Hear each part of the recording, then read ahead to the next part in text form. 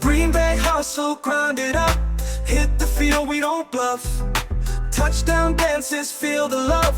Jordan's got that MVP stuff. It's time for Ohio. Let's go. Packers bringing that show. It's time for you know who. Wanna go, gonna glow. Oh, shit. Aloha and welcome back to the Ohana Packers Edition podcast. Iowa Joe and I are here. We did our post 2025 draft recap last week, and now we're going to talk a little more in depth about the nuances of where the Packers roster stands at this point. Excuse me. You know, the big moves that came out this week.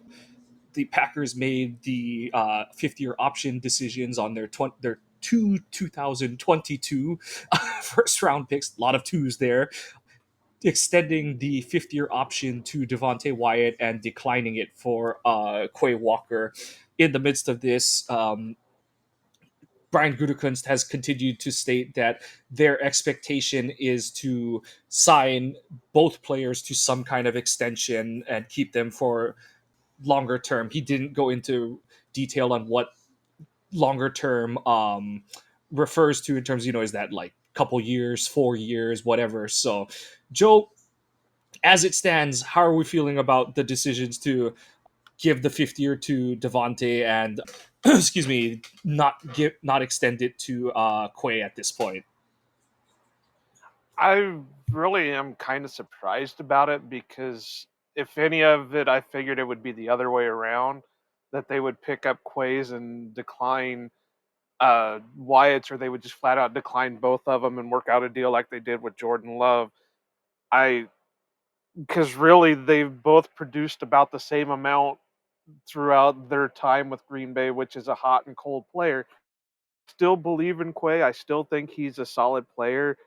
I'm hoping that they can get him away from being the field general type and just let him play instinctually instead of, forcing him to be that, not saying he can't do it, but be forcing him to be that guy that's making the adjustments, it's calling the plays, it's, doing all that stuff. Take the green dot away from him, give it to somebody like McKinney or something like that, and just let him play like they let Edge Cooper play. Because when he's able to do that, he's been a damn good player. It's when he's had to do everything else that you can see that he's not been up to par. Wyatt, has been hot and cold to where we saw it a lot last year where he started out in a flash and then he got injured and then it took him a long time to recover from that and get back to doing anything.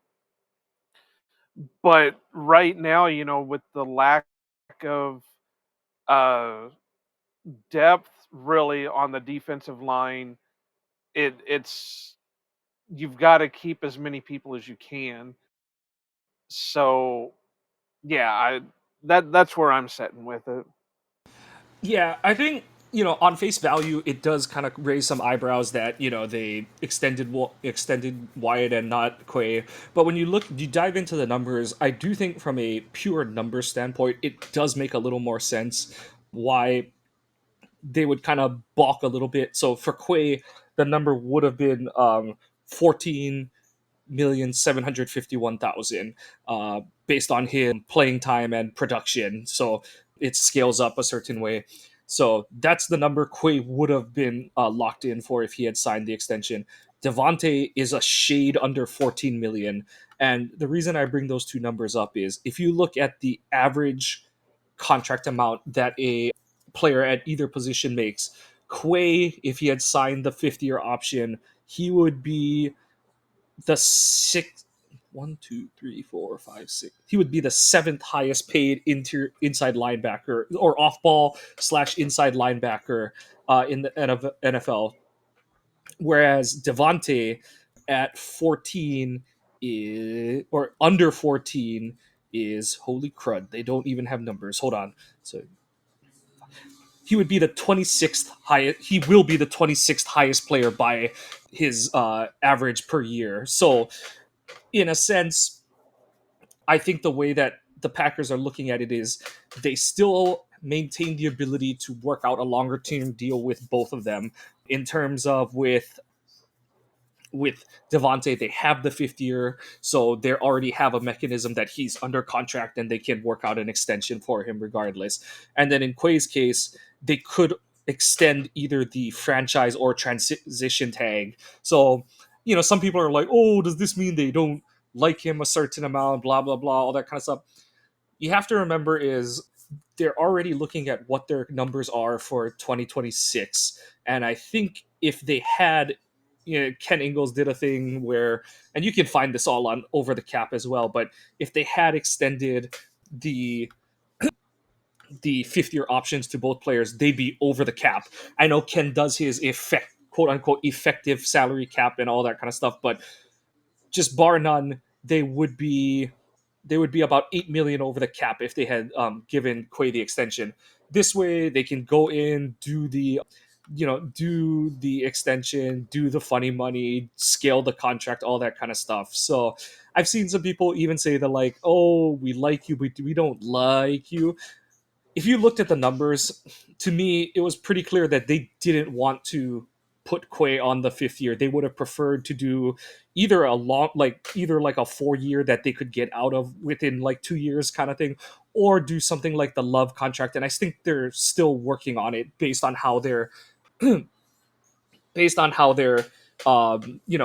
has talked about it with the media and stuff. So, some people are drawing conclusions and all. I don't think there's anything nearly set in stone with either, but obviously it's something to talk about as we're in the semi-dead part of the season.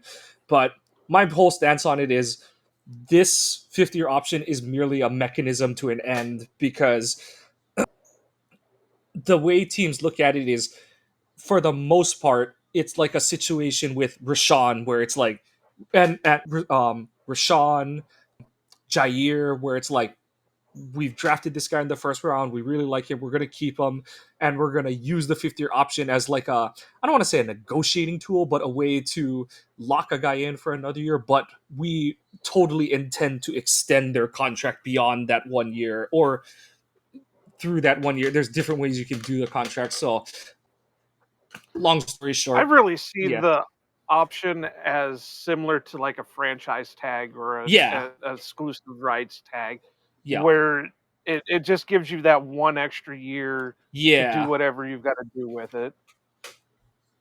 So yeah, I agree, and that's why I'm not overly concerned about it, because, like I said, if they can't, they're still reportedly working on extensions, and if they can't get an extension done, they still have the franchise and transition tags that they could use to, as Andrew Brandt would say, extend the clock to give them more time to agree on a deal. But those are discussions that we'll keep an eye on heading into through the rest of this off season and into really next off season. But like I said, it gives us something to talk about at this point in time, because we are in the dead period between the draft and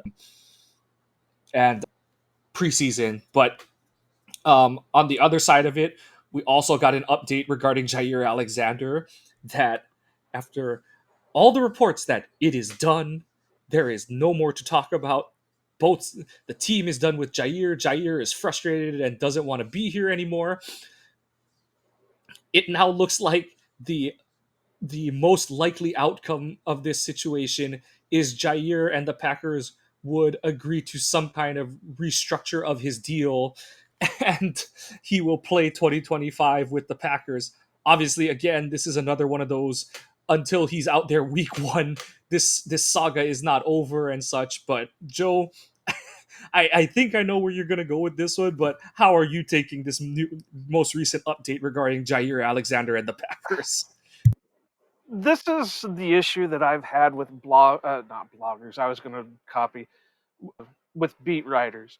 They want to set and this goes out to what Tom Silverstein did a couple of years ago, or even if maybe it was just last year, where, oh, well, don't listen to bloggers and podcasters because they don't know what they're talking about. Listen to the beat writers because they have more ins. Okay, you're just as wrong as you just pulled what a blogger and a podcaster, quote unquote, would do under your opinion. You thought something was happening. I still don't see where anybody has said it, uh, where this issue is out there, other than we got that one comment at the end of the year that we didn't even get a sound clip out of it. I don't think we just got the words of a writer that Jair said something to the effect that I don't even know if I'll be here next year. And you also got to take in the respect that that was the day after losing a playoff game, frustrations with an injury, frustrations with a loss, frustrations on the full year as a whole. Everybody says stupid shit. That doesn't mean that this is happening, this relationship soured. Could there be something between the Packers and Jair? Sure, but we've never seen any proof of it. It's not like the and I know as a GM and as a coach and all that stuff, they just can't fully come out and say, "Yeah, we're completely done with that guy. I don't know what, we don't want him on the team anymore," because A, that hurts your trade options if you are trying to trade him, and B, if you're not trying to, that if you're not actively doing it, that hurts morale anyway. Um, but you heard LaFleur say Jair was constantly in the building in the offseason. You've heard the you heard from some of the draft picks that Jair was one of the first ones to reach out to the draft picks. Well, if you've got an issue going on with an attitude in that, he's the last person I'd want to contact the draft picks, because who knows what he's going to be telling them. He's been seen with Xavier McKinney working out. Jordan Love has come out and said that's a guy we need to keep on the roster.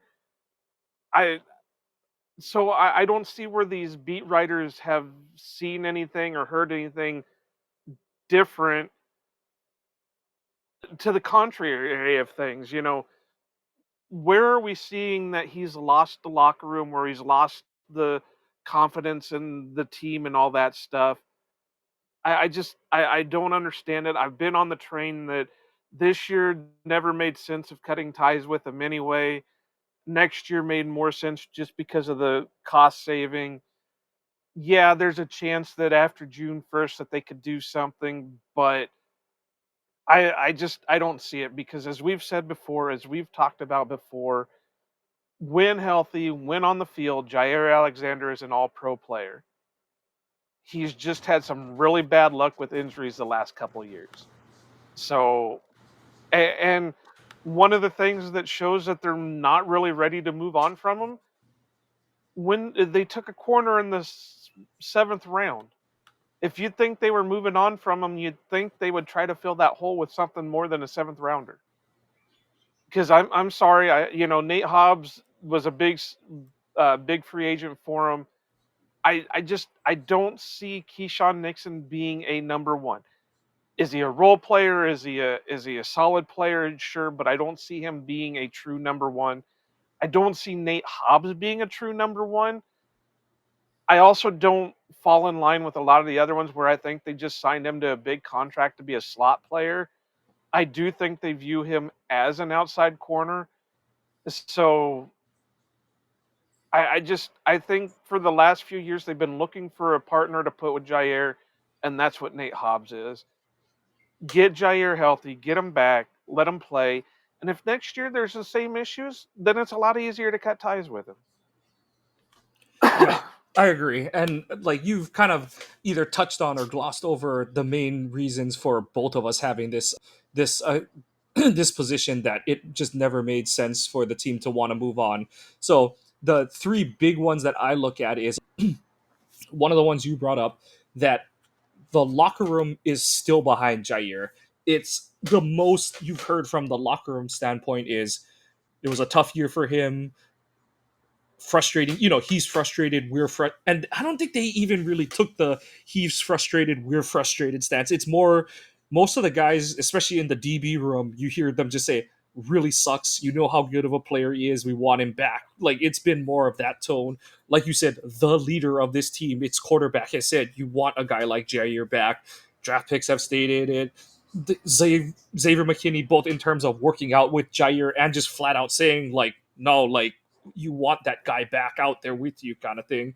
So he's the locker room is still views him as part of the team.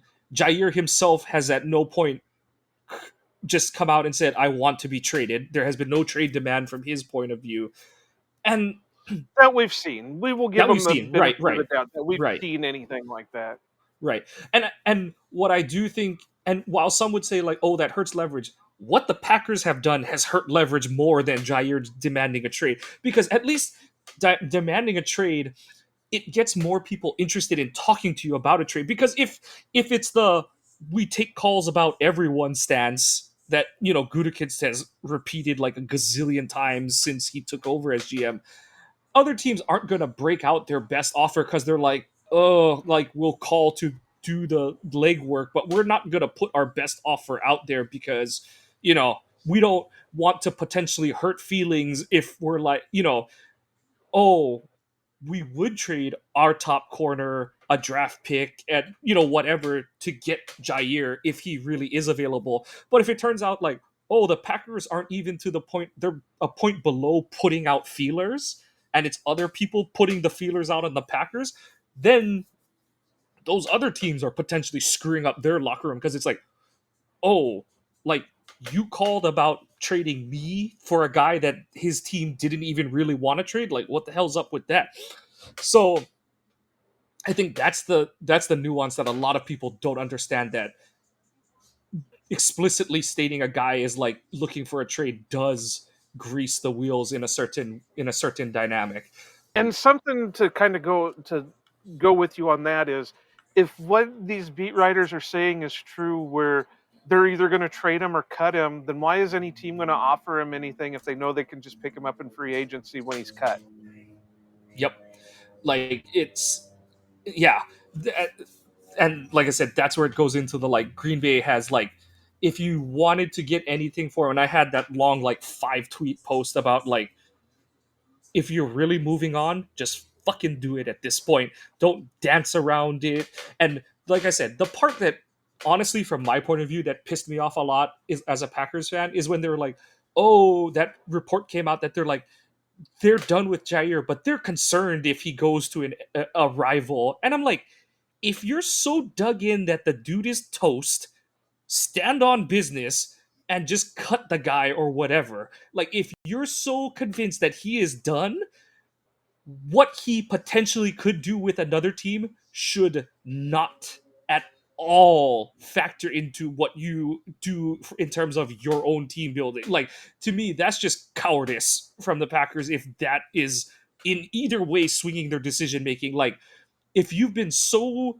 externally outspoken that like, we just don't trust him anymore, we don't think he can stay healthy, blah blah blah, then why does it bother you that another team may get 6 games out of him? Like, but as it stands, Jair is still a member of the Packers. The Packers, and again, knock on wood, this is all under the concept that, he is going to stay with the team throughout training camp and into the regular season. And if he can stay healthy, if he's healthy, and this is the part that a lot of people that try to play a certain side of this, I'm done with him, his antics, blah, blah, blah. He's still been an all pro or a near all pro player when he's been healthy, and people are so quick to gloss over that. And that's the other part of it that pisses me off. It'd be one thing if like you got, if he was injured so much and when he came back you got a diminished version of him. Like, I can understand that. The dude was a fucking all pro in 2022, was having, he made one of the highlight plays of your playoff run in 2023, and he had some highlight plays and was legitimately, this defense looked like a top 5 unit when he was out there on the field. Yeah, he got by AJ Brown in week 1, but AJ Brown is that good. Like, let's not make any bones about that and stuff. And let's say it again that we've said it 100 different times. That field sucked. Yeah. So, like I said, like, if you're gonna, you know pretend to be about it, be about it. And like I've made this joke so many times on this show, other shows on Twitter. The worst place you can be as a Green Bay Packer player is a former draft pick who signed an extension, because the moment you do not live up to expectations, everyone but Rodgers and Jordy Nelson has been run over by this fan base with little to no regard for the circumstances or what maybe we had. Clay Matthews is stealing money from the team. Nick you know, Perry. yeah, Nick Perry is like a joke. Like you trusted a guy in a contract year. You had the Jimmy Graham wasn't a draft pick, but then and now you have Jair, who's taking over the role of he's committed grand larceny on the Green Bay Packers and stuff like that. Like, for a fan base that prides itself on being this loyal, higher than high, golden souled fan base, like as a whole, we say some god awful shit about players that we supposedly care about and love. Like I said, in this recent generation of Packers, the only two who have been relatively without, above that, who have been above that treatment are Rodgers and Jordy Nelson. Everyone else has just been shot or stabbed in the back after signing a contract. So I hope, and that's the part that's so dumb, is like people that are like, oh, I'll hope, you might want him to be good, but I hope he sucks because I hate his attitude. And I'm like, do you fucking want the team to be good? Like, do you want the team to you because if you are truly a fan of the Packers and you want your team to have success, you need all the really good players to have really good years, and Jair's one of them. Like, And it's the funny just, th- and I pointed this out the other day that the funny thing is everybody wanted to cut Jair and sign like Asante Samuel Jr. Asante Samuel Jr. still isn't on a team, and we're already getting into the minicamp part of the season. yep. Like, for all the angst about Jair is this and that and so, Asante Samuel Jr. has never been as good as Jair. His play has declined since his rookie season, and he's been injury prone too the last couple years. So, like, if you're gonna point at names, like, at least do the friggin' research and like know what you're talking about. But Or they wanted to bring Razul back, and Razul's not on a team either.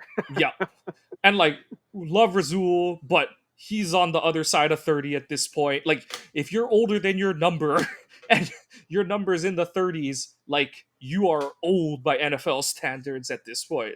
But that's where the Packers stand with three of their, players of, I guess you could say, interest, or yeah, players of interest for the coming 2025 and beyond pick, frame of reference.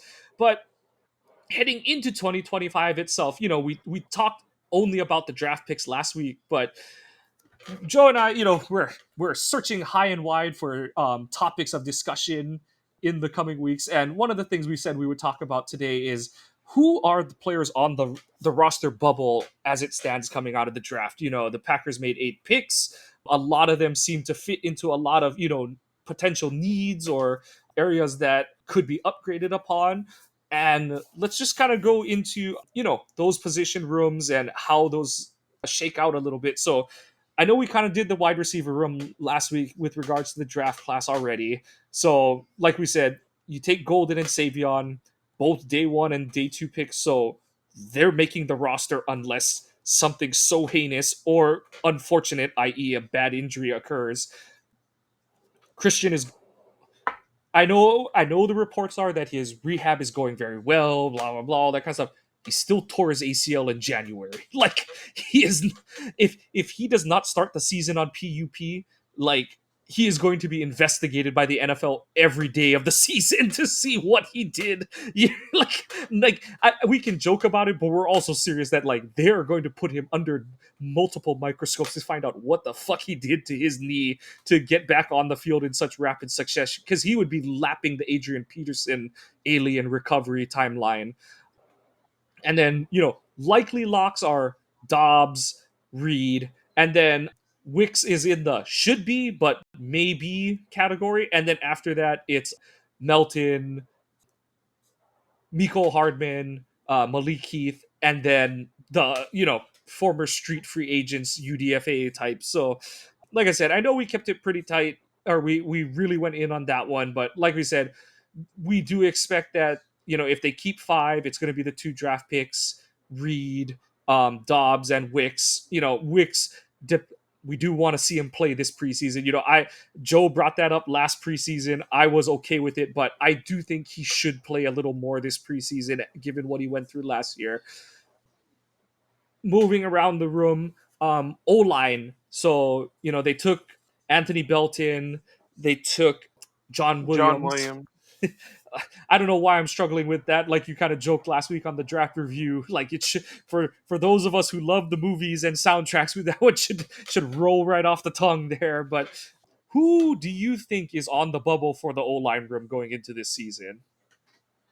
Truthfully, I have no clue because I really have no idea what they're trying to do with their offensive line. I mean, I understand they want to get bigger and become more of a mauler, but I mean, I said this after they drafted Belton and that I don't. They seem to want to push Rasheed Walker out the window. I'm not sure about that one. They want to try to like force Jordan Morgan into that position. They drafted Belton, who I guess could play guard, but projects more as a right tackle. So that kind of pushes Zach Tom to somewhere. They have Jacob Monk. They drafted Williams, who I guess is playing more guard. They gave a high contract to that Donovan Jennings as a UDFA last year. I I mean, are they wanting Sean Ryan out of there too? I'm so confused by a lot of the stuff that they're doing. I know they have an idea what they're doing, but it really hasn't shown obvious. And I understand that they always try to take one or two offensive linemen in the draft every year, but it just where usually those are late round picks, and been spending a lot of high draft stock in guys the last few years that I don't know where they're going to put them. Is Elton on his way out? I know he's got a relatively large contract, but is he on his way out? Are they expecting Zach Tom and Rasheed Walker not to re-sign? Or what's going on? So really, to come up with a roster bubble guy for this is so hard because you don't know what the hell they're doing. Right. And if you kind of look at, and I know that the depth chart isn't updated at this point, but if you just look at how it stands right now, you'd expect that, okay, the starting five is going to be Rashid, oh, excuse me, what's his face? Banks. It would Banks. be Thank you. Rasheed, Yeah. Banks, Jenkins, Jenkins. Ryan, Yeah. and Tom. Yeah. And then behind them, Morgan, Belton are definitely making the roster. Based on how they talked about him last season, you'd expect Monk to make it, but even that I'm not sure of. And then after that, they have a tendency to keep recent draft picks. So does that mean John Williams has leapt Kadeem Telford and Travis Glover? I don't think any of the street free agent UDFAs have a chance of making this roster. I And don't know because, like I said, they're really high on Donovan Jennings because they oh gave him a yeah, ton of money yeah, last year. yeah. Jennings might be the one that I'm like, okay, maybe he makes. You're right. So he might be the 10th guy. But yeah, the way that they went with two guys in Belton and Williams who are bigger than the average guy they've taken before, you'd think that Glover is possibly on his way out the door, and Telford they're looking for someone else to take that roster spot. So who knows? Like you said, there are so many, and then kind of as you alluded to, there's two guys on this line that they seem hell bent on replacing, Rasheed Walker and Sean Ryan, who both made improvements as the season went along. I really stepped up their games as as the season progressed.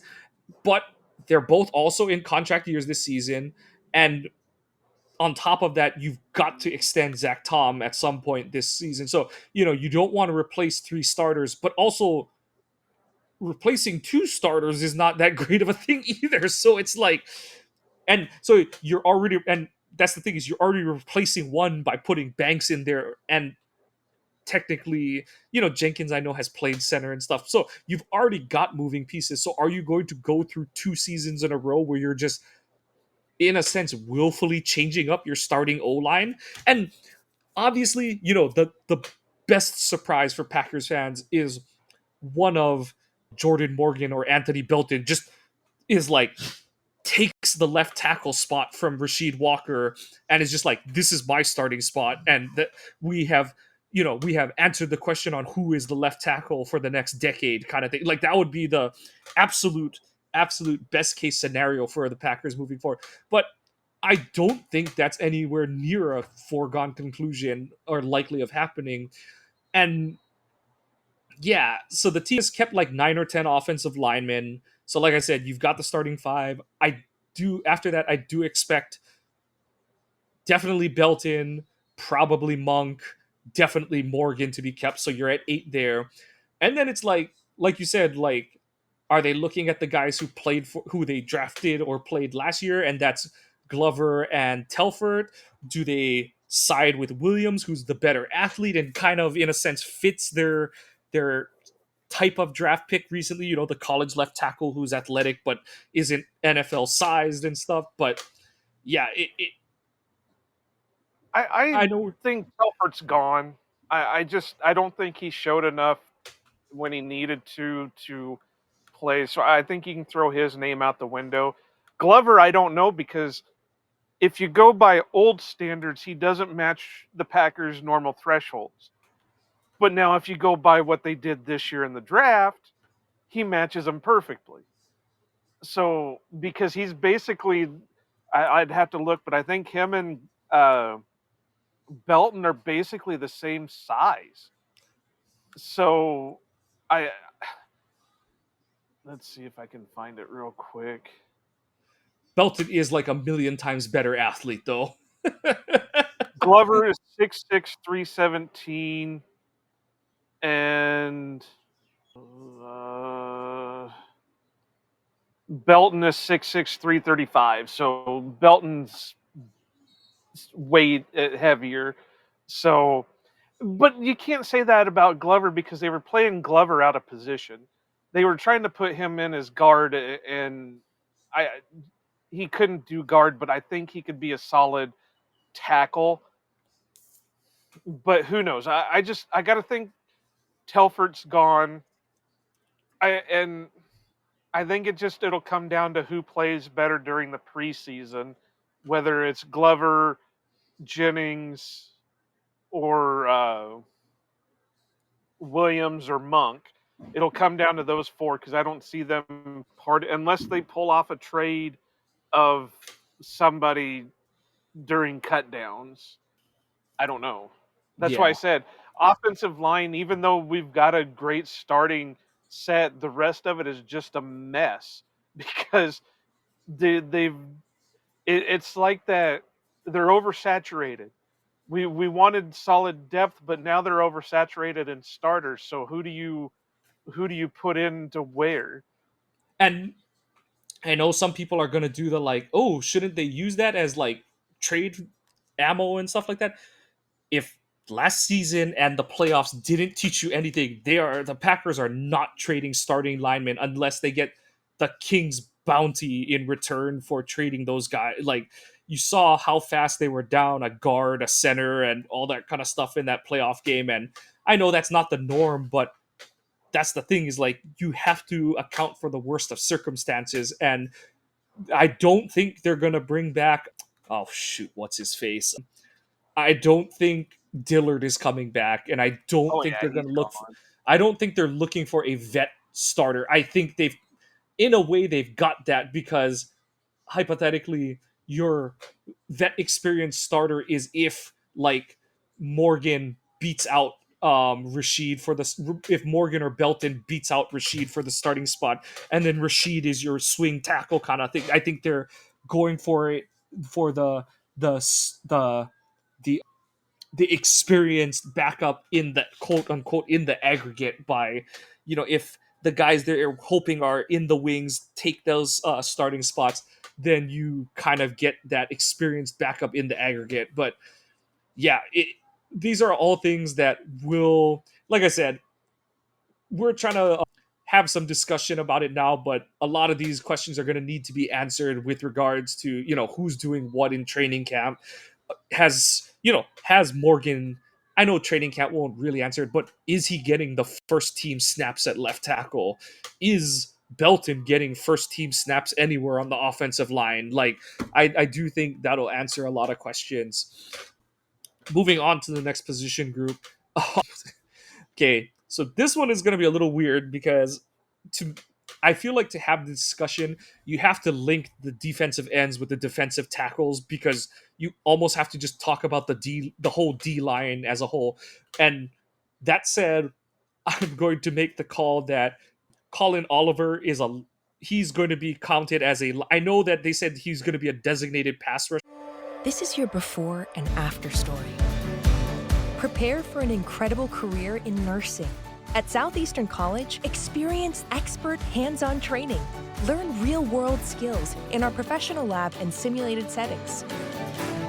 And train for opportunities as a practical nurse, registered nurse, or career advancement with our RN to BSN program. At Southeastern College, your future is bright. Visit sec.edu to get started. Sure, but I think for the sake of the roster numbers, they're gonna call him a linebacker, and they're gonna They treat got him him on like the roster right now as a defensive lineman. yeah. So I almost want to even include the linebackers in this one because I feel like they're gonna look at it as such a congealed blob in terms of like how everyone's like, oh, they've only kept 4 ends or 5 tackles. I don't think you can look at it that way. I think you've just got to look at it as front seven, and they're like, we want the best 16 or 17 guys, and that's who we're keeping on this roster. But so at defensive ends, you've got Baron Sorrell, and I guess Oliver floats in there, depending on how you want to look at it. But in terms of incumbent players, you have Rashawn, Lucas, Kingsley, and Igbare, and then I feel like those three are definitely making the roster. The 2 draft picks are definitely making the roster, and then like we said, this is where it kind of gets weird in terms of like how they classify Oliver. Where are they going to expect him to play this year? Because then, depending on what they do with him, it's like they're almost guaranteed the 2 draft picks. So are they just automatically saying bye bye to Aaron Mosby and Brenton Cox Jr., or do they treat D line as a conglomerate? Do they include the linebackers with that conglomerate, especially if Oliver's going to play some sort of hybrid position role? Because then I feel like that has to be the case for Mosby and Cox to have a shot at making this roster because anyway Sorrell gets cut, and the only way Oliver doesn't make it is if he has some kind of injury or something like that. But how's your and then okay, let's just kind of go around the room. So then they added Swinson. I guess we'll talk about Stackhouse as well, purely because of the number he got given and the fact that they don't really have a nose tackle going into next season. Incumbents there are Kenny Clark, Devontae Wyatt, Wyatt. who Wyatt is a definite lock. Kenny is basically a lock at this point to make the roster because of contract stipulation. And then Carl Brooks and Kobe Wooden at defensive tackle. So if we just look at end and tackle, how are you thinking? Like, do you think that of the three of what's it called, Cox, Mosby, and Wooden, that their 3 fates have been sealed basically by the draft? I I think they're gonna get cutesy with it, and by that I think that they're gonna. I strongly believe that they're gonna try moving Lucas inside. I think they're gonna stop as him as an edge, so they're gonna look at him more as a tackle. So that may open up the edge, and I know you're trying to combine them all together, but I think that's going to open up the edge room possibly for a guy like Brenton Cox or whatever. But yeah, they're not going to keep all three. If any of them, they'll keep one. I would probably push to say that Brenton Cox has the better shot at it because he seems to be more of a pure speed pass rusher, whereas Enigbare seems to be more of a toolsy type pass rusher. Mosby and out of all three of them, Cox and Enigbare are a bit younger than Mosby, and it's only by a year. Mosby is listed as 26; the other two are listed at 25. So I think that helps them out in a case. The Oliver pick, I don't know. I know that you've said it and they've said it that he's purely a pass rusher, but size wise he looks to be more of a linebacker. So maybe they will put him in the linebacker, but then we'll get to it here in a second. But they just added Isaiah Simmons to the linebacker room, so how is that going to work out with Simmons, McDuffie, and then your two starters? So if I had to take a guess, they're going to keep one of the three, and it'll probably be Cox. I think Uh, so. I agree. Of the three, he's the most likely to make it because I think they're gonna look at his splash plays from last year. I know I've joked about how like little pressure he had on those, where it was like he was the guy that the other team was like, if he beats us, whatever kind of thing. And like I said, he does deserve credit for converting on those opportunities, but I think the Packers do look at him as he's the most lump of clay of the bunch to be like, okay, there's definitively something untapped potential there. Whereas the other two, it's like Mosby's been fine, but nothing special when he's gotten snaps, and Wooden just hasn't been able to get on the field despite the Wyatt injury and all that other kind of stuff. And I do and the just, thing with yeah, Wooden is he's a tweener. yeah, I think he's just stuck all the way in tweener land.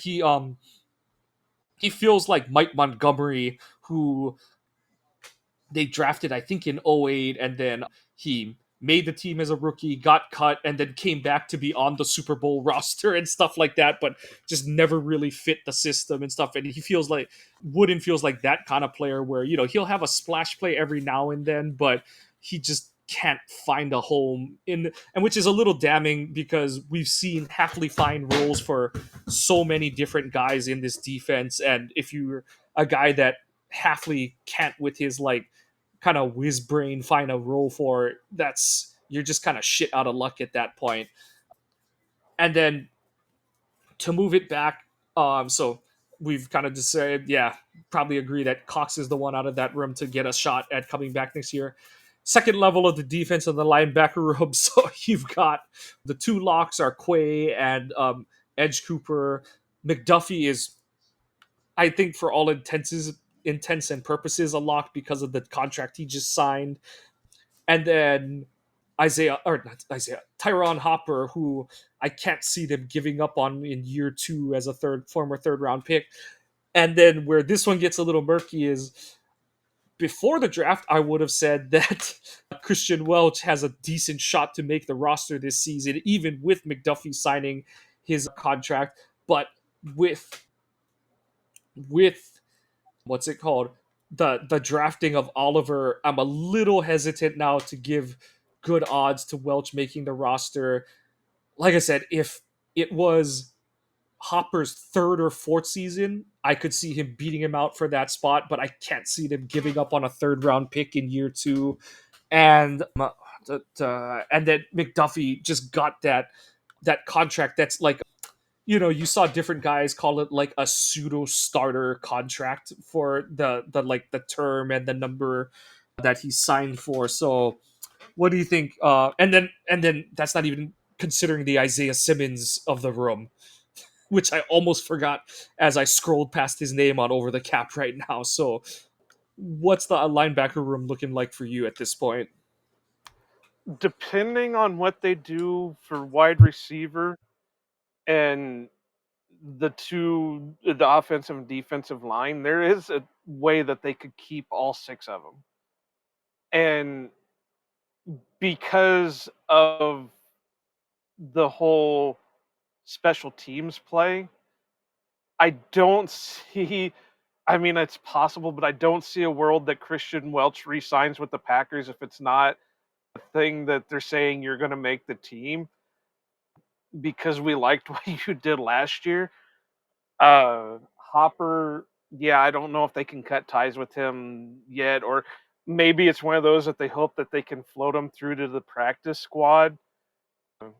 Simmons is probably going to be okay. Let's see what you can do because he's still young. He's only 26, but he's been in the league for a bit, and he still hasn't really found a niche in being able to so it's going to be a okay. Well, if you do this, this, and this, you're definitely going to make the roster. But out of them all, I think he's probably the one that's expendable. Because, like I said, I don't know how they can bring Welch in after what happened last. I mean, it wasn't like a bad thing that happened last year, but you would think that if he's getting other offers at a shot, that why would he choose the Packers over anything else? And I think a lot of it's got to be that he can play special teams and then can fill in when needed on the field. So right now, out of all of them, I think Simmons is the more expendable. And Hopper may be the wild card to think that maybe because he really didn't show much last year, that they could sneak him through to the practice squad. Yeah, I and that scenario you highlighted is they only keep 5 wide receivers. They don't keep 6. And then all 3 of the guys we talked about for the D line room are cut. And then around that, they keep only 3 running backs and 3 tight ends, basically. And like that's where you start to then the roster would be shifted towards defense. You have 53 guys. 3 of those roster spots are for the kicker, punter, and long snapper. And then you get the it's a 26-24 split for 26 defensive players, 24 offensive players, and all that kind of stuff. So yeah, also what would help is if they only keep 9 offensive linemen, not 10 and stuff. So yeah, like you said, it's a little bit of wiggle room, but that is a good point. I don't know how much real legway there is for the 5th or 6th linebacker on a 4-3 team to get. But you're right. For Welch to come back to Green Bay, I don't think that's just that's my hometown team kind of thing. I don't think that kind of storybook stuff really flies. Like you said, he's looking for his best shot to make it in the NFL. So why, like you said, not that they're gonna make promises for that kind of player, but you are looking for someone to take the Eric Wilson role. That guy who's like a spot starter on defense, but a top performer on special teams. McDuffie does a lot there, but I think Welch, with his better athleticism and size, is the better special teams player.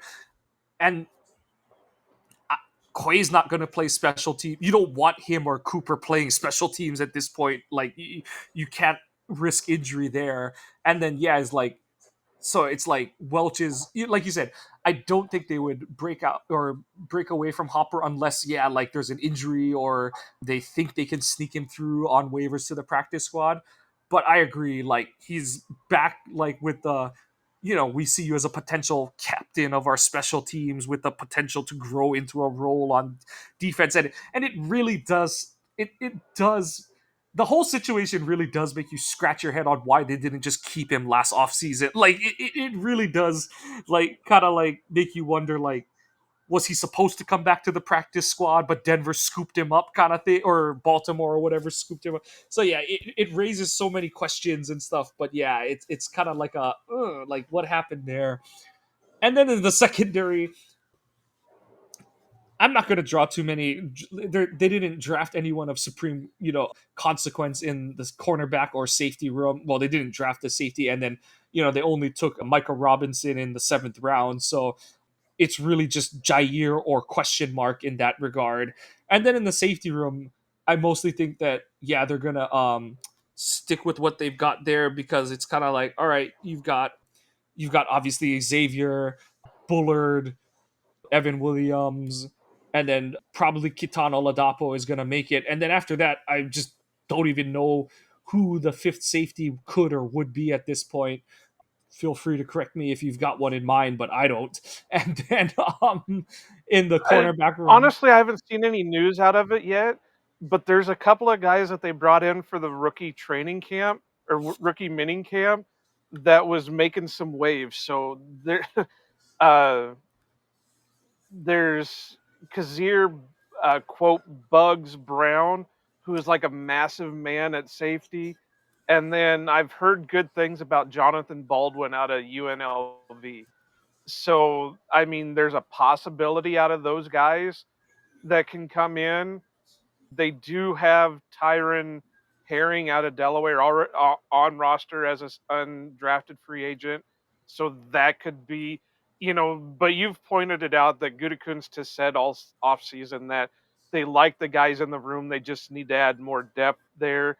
So, Robinson obviously is a depth guy that could potentially be something, or he could be the Rich Bisaccia guy that Rich said, all right, we want him because he's going to play our special team spot for us. So that could be all that could be that pick. But, you know, like I said, I was seeing good things out of both Brown and Baldwin, that they could be guys that could be sleepers to make the 53 out at the end of camp. But uh, really, and again, unless they get really cutesy, I think everything's set. Maybe Kalen King will stay on the active roster instead of being a practice squad guy. They do have Hayden uh, as a corner, and they liked him because they brought him up a couple different times. Omar Brown, I know, was well liked as a UDFA last year, and of course you got Mr. Zane Anderson over there. So I think this is another case where they've got all the pieces or all the starters that they need. It's just now figuring out what they're going to do with depth. Do we want to keep a guy that's got a little bit of more experience in a Zane Anderson, or do you want to keep a guy that's got a little bit of upside with, Bugs or Brown? Well, that's funny. Both of them are both Browns. So either Bugs Brown or Omar Brown, which one do you want out of that? I'd have to look it up, but I know Bugs Brown is like huge. He was massive. I can't even remember what his stats were, but it was like he was like the size of a linebacker. So well, maybe that wasn't. Yeah, 6'3", 210 is what he's listed in on FAU's website.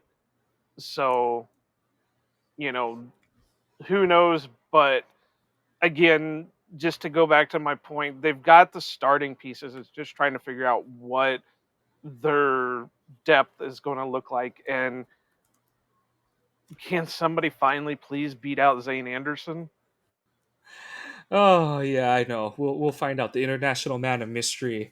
And then, like I said, we touched on wide receiver already after the draft. The tight end room, I feel like there's no real mystery there. I don't see it going another route except for the three guys who have made the roster in Unless they think Messiah Swinson right, is a deserving of a viable option. roster spot. Yeah, exactly. But otherwise, I see them They just did sticking bring with back John Fitzpatrick, though, so who knows? He could be the new Tyler Davis. yeah, I think so. I've really just got three spots for that room. I've got the big, and it's the quote unquote the big name Musgrave, Kraft, and Ben Sims, and obviously maybe one of those, maybe Fitzpatrick or Swinson either takes a fourth spot or dukes it out with Sims for that third tight end spot. But I feel like that room is relatively set. Quarterback room, like I said, the only reason there's any sort of change up there is if they get a call from, if there's an injury on another team and someone's like, we'll give you whatever you want for Malik Willis at this point. Otherwise, I think it's going to be Love and Willis. And honestly, they probably cut Clifford and let him go to free agents, like to just gamble that he'll be there to sign back onto the practice squad, which I can't see why he wouldn't be, honestly. And then, unless that Canadian kid beats him out, who's supposed to have a wicked arm. And then at running back might be the sneaky surprise one in terms of like someone who unexpectedly makes the roster. So Jacobs is a lock. I feel like Marshawn Lloyd is in the same room as probably a little higher than Teron Hopper, where because with Lloyd, LaFleur very clearly had a plan for him, how he was going to break him in as a rookie, utilize him, and kind of set him up for success early in the season. Ankle injury and then the appendectomy put that in the shitter early on in the season. But I do think he's a lock. And then it kind of gets into the question, do they keep four running backs to keep Emmanuel Wilson and Chris Brooks on the roster, or because of positional value at other spots, do they have those two guys duke it out for the third running back spot? And there I'm not sure who would win that, because I think Wilson is the better running back, but Brooks does all of the like gadgety stuff and is the better blocker that allows them to play the pony package and all that kind of stuff. So it kind of is open to, considerate eye of the beholder kind of stuff in terms of who gets that running back three spot. So like I said, that's the only spot that I really have of intrigue going into the season on offense. I think everything else, and obviously we'll see where the O line breaks down, but I have no idea what direction they're going there. And I think you agree that it's a mystery box at that position. But we managed to turn this into a 1 hour episode. We do what we do best. We find some topics. You don't want to talk about the punters? Oh, no, because I trust the There's Irish. another absolute union. Oh my god, I can't. Yeah, that one. No, I trust I trust Whelan, but that is hilarious. That of all things, they signed a 6 fucking foot 9 punter. Like that. That is one of the most hilarious things I've ever seen on a football roster. I am curious, like I think Whelan has proven himself as such an effective player the past 2 seasons, especially, like I said, covering Orzik's horrible, overrated ass as a long snapper. But it would be a real surprise if I don't even know what that kid's name is. If I that can't six, think of it either, but I yeah, just if remember that he's like 6'9", 230 or something. yeah, oh, you see, and that's the thing. He's not even listed here because he's like a training camp tryout guy. He's not even like a signed UDFA. So yeah, I guess the only other one is if Alex Hale is going to unseat. If Alex Hale is gonna unseat Brandon McManus for the kicking Brendan spot. Hall. Oh, there it is. They did But have a kicker and a long snapper in for tryout player too. yeah, but yeah, I doubt that Hale is going to get a real shot to unseat McManus unless he just blows the door off training camp because of the deal that McManus is signed to. It'd be kind of rough to move on from that deal so fast. Well, the only Otherwise, thing I can think of is, as far as I know, he's the only one that's there as their international yeah. pool, So yeah, like unless they sign another unless international guy, he's probably back. unless they're considering that kid from Canada as a possible Right. international guy. Yeah, that would be the only one. And even then, he'd have to be cut and designated and all that kind of stuff. So it's not the what's it called? Yep. Yeah, I don't know how I still don't understand how all that works, because so far the Packers have had two of them and haven't used either one of them. Yep. So, like I said, that puts a wrap on it. We've managed to stretch an obscure topic into a full 1 hour episode. We don't want to drag it out any further than we've managed to at this point. But Joe, any other thoughts as we go into the next week of the dead season? Anything that's jumped to mind as we've discussed the obscurities of the Packers offseason roster? Not really, because like I said, it looks like for the Packers they have all the starters figured out. They just don't know what they're doing with the depth, and their roster building in certain aspects is confusing. But training camp can't get here soon enough, so we can get through and see what they're planning. Yep. So we'll put a wrap on it for today. Please check out the website, ohanapackers.org. Sorry, I'm getting it all out of order. Thank you for joining us for this episode of the Ohana Packers Edition podcast. Check out our website, ohanapackers.org. You can get all of our articles that are being put out in the, like I said, as we're in the shadow of the NFL draft, updates on roster spots, Jair's situation, ongoing contract negotiations, all of that has been discussed on the site, and we'll continue to cover that as we get further into the offseason.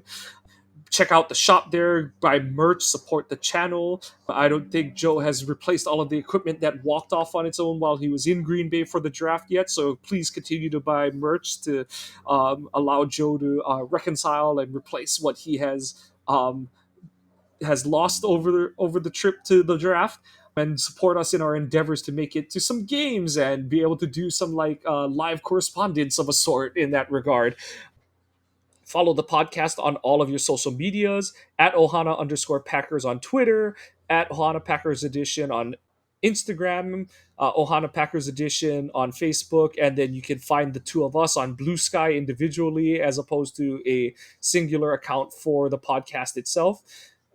Please follow the podcast on your favorite podcasting apps. Give us a like and a subscribe if you're enjoying what you're hearing. And all of your comments, please give them to us because we want to create the content you're looking for. And if you have any episode ideas, please give them to us so that we can fill in the dead spaces of this point of the off season. Otherwise, we're going to resort to top 5 lists and things and the kind of smoke and mirrors that we've used the last couple of off seasons. So if you have any ideas for episodes and you want to hear our opinions on, please send those in to us and we'll make something out of it. We promise. But the Packers march along further into the 2025 offseason. For Iowa Joe, I'm Mike Kawano. Go Pack Go and aloha. Green Bay hustle, grind it up. Hit the field, we don't bluff. Touchdown dances, feel the love. Jordan's got that MVP stuff. It's time for the up. Let's go. Packers bringing that show. It's time for you know who.